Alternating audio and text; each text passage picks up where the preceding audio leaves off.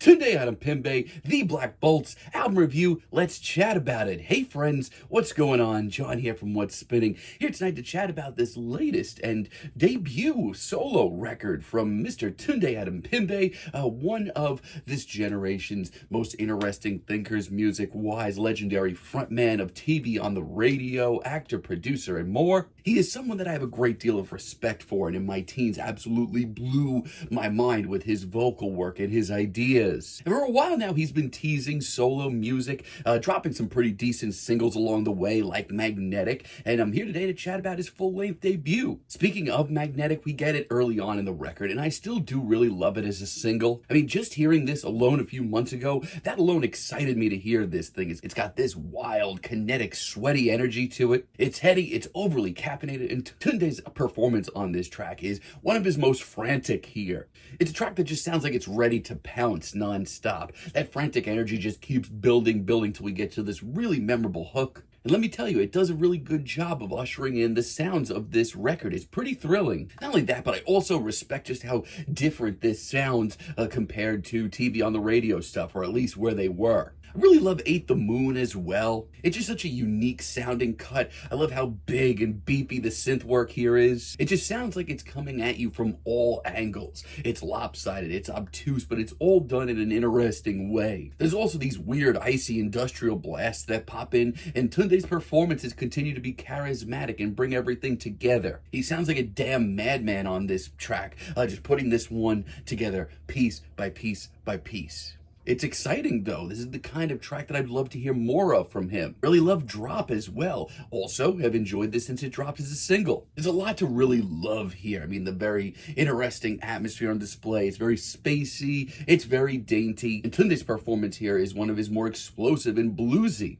It's a very tragic sounding cut beneath this very twilight atmosphere. It's soothing, but it's simultaneously very busy underneath this very hushed instrumental. It's a hell of a groovy, somber tune. I mean, as far as Tunde's solo stuff goes, he definitely has a lot to offer. But I'm going to be real with y'all. For his first solo adventure, I just kind of wish this was a little bit more consistent. And also, this thing's really short. But then we get things like the title track that kicks this record off. I mean, I just don't understand intros like this. It adds almost nothing to the record. It really doesn't add much of anything at all. It just kind of wastes time. I hear tracks like Pin Stack, and I kind of wish Tunde took a little bit more time with this record. I actually really do like the low-key groove and funk of this cut. That's interesting. But Tunde's performance here is kind of what drags me down. I feel like he's trying way too hard on this cut to sound at his artsiest and quirkiest. All he's really doing is clashing awkwardly with this beat, sadly. Nothing ever really connects, and this track doesn't really get where it's going. Also, not the biggest fan of this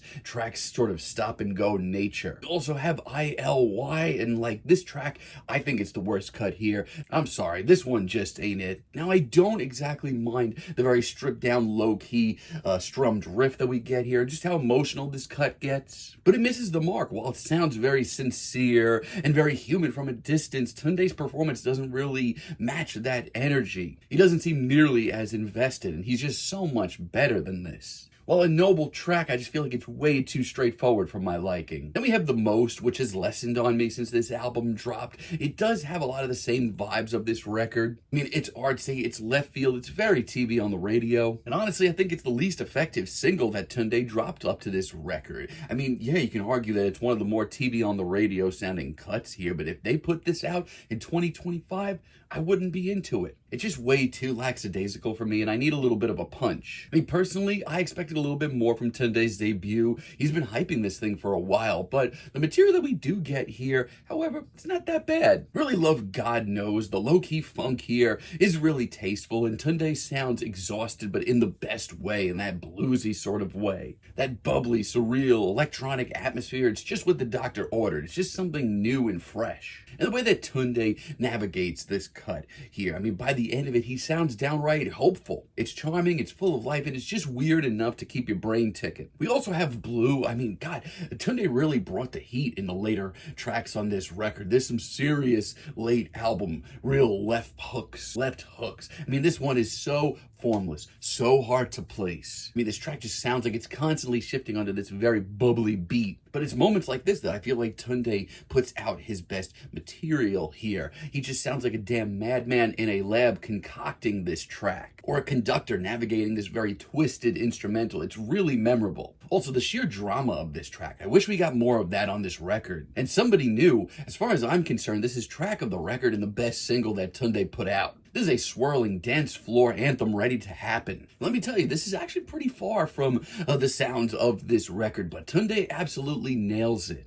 Now, he doesn't sound awkward at all. As a matter of fact, he sounds like he's got another 8 of these in this tank. Love the synth work, love the charisma, hell of a single. We also have Streetlight Nuevo as a finale. And it's a very classy one full of busy synths and another very charismatic performance from Tunde. And you know what? He ends off this record on a good note. He doesn't sound like he's running out of ideas. He actually sounds like he's got a whole lot more of them. It's just so easy to get lost in this very synthy wonderland of a finale. And hearing this, I mean, honestly, this wouldn't be a bad modern sound for TV on the radio, but hearing this as a finale as well, I wouldn't mind hearing more of his solo work. Is it the most consistent solo debut that I've heard in a while? Certainly not, but a lot of the material here is very charismatic, very emotional, and shows Tunde, dealing with some interesting new sounds that he's never really touched down on before. I just honestly wish it was a little bit more consistent, and honestly a little bit longer too. I'm feeling a very strong 9 though on this record, but let me know what you all think down below. If you like the video, be sure to give us a like, give us a subscribe, and let me know down below what you would like for me to chat about in the future. And until next time, have a great day, friends.